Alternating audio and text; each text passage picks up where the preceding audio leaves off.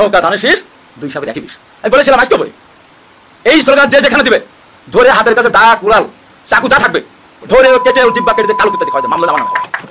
এই যে দেখেন একজন বিএনপির নেতার কি মুখের ভাষা, নৌকার ধানের শীষ দুই সাপের একই বিষ। কেউ যদি বলে তাহলে তার নাকি জিব্বা কেটে কুকুরকে খাওয়াবে। তো দেখেন এরাই আবার দেখবেন এদের মব বিষয়ক মন্ত্রী আছে একজন রুমিন ফারহানা, এবং তাদের মব বিষয়ক কিছু সুশীল সমাজ আছে, পাঁচটা কিছু সুশীল সমাজ যেরকম ডক্টর জাহিদুর রহমান।